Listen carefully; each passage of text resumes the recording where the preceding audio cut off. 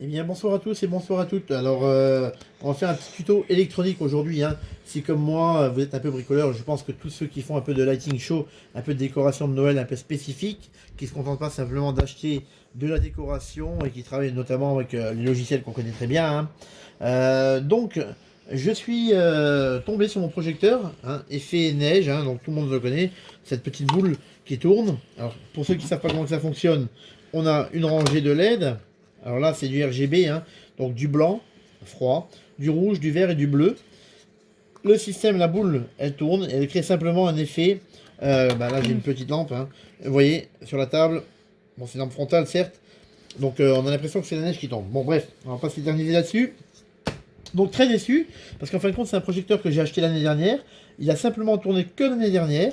Bon, il est posé de début novembre jusqu'à fin janvier, quasiment en extérieur, avec le froid, le gel et tout ça.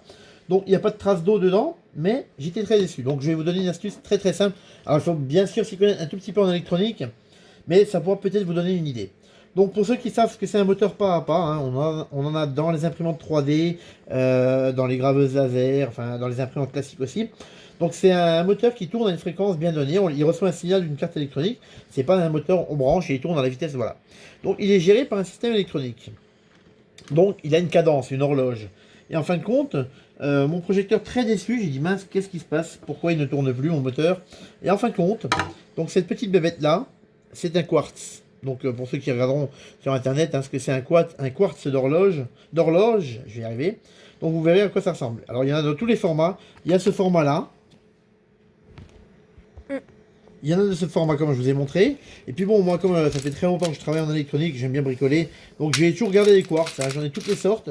Et puis là bêtement je disais à Yannick, bah tiens dis donc, j'étais en train de lui expliquer ce que c'était un quartz. Et j'ai dit un 4 MHz. Oh là là, un 4 MHz. En fin de compte, ça remplace, vous voyez, cette petite bébête là est remplacée par là. C'est exactement le même. Et là, j'ai dit allez hop, je tente le coup. Mon quartz était tombé au fond, hein. En fin de compte, les pattes de circuit de soudage sont tellement fines. Avec l'oxydation, ben, ça s'est rouillé, et puis en fin de compte, le quartz est tombé, donc mon moteur apparemment ne tournait plus. Donc, j'ai décidé de prendre mon quartz 4 MHz que j'avais dans ma petite boîte magique, je le soude dessus, et là, miracle, mon moteur il tourne. Voilà. Petite astuce vraiment électronique pour ceux qui s'y connaissent un petit peu. Alors, récemment, sur un autre jeu de lumière, j'ai changé donc la LED, c'était, il me semble, la verte, hein. Voilà, c'est des LED d'une puissance de 3 watts, il me semble.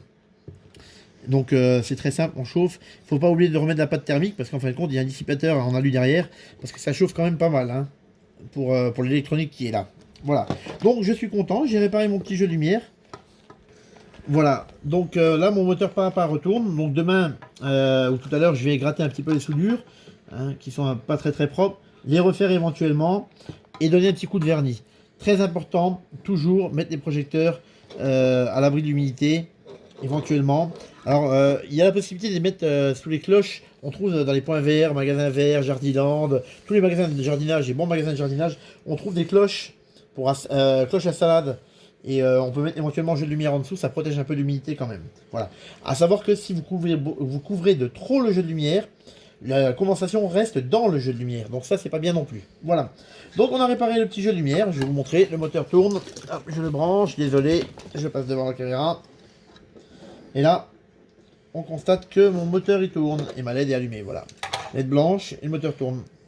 Vous voyez bien, il tourne. Voilà, petit moteur pas à pas. Donc c'était la petite astuce déco, rapide, bricolage. Comment dépanner son jeu de lumière. J'espère que ça vous sera utile. Donc sachez que c'est pas forcément la pièce, une grosse pièce qui est défectueuse, hein, ça doit valoir quelques centimes. Par contre, je me suis trompé, j'ai vu tout à l'heure, c'est pas l'année dernière que j'ai installé, c'était en 2018. Moi, j'ai par principe toujours marqué la date d'achat de mes jeux de lumière, comme ça je sais quand j'ai acheté et où je l'ai acheté. Voilà.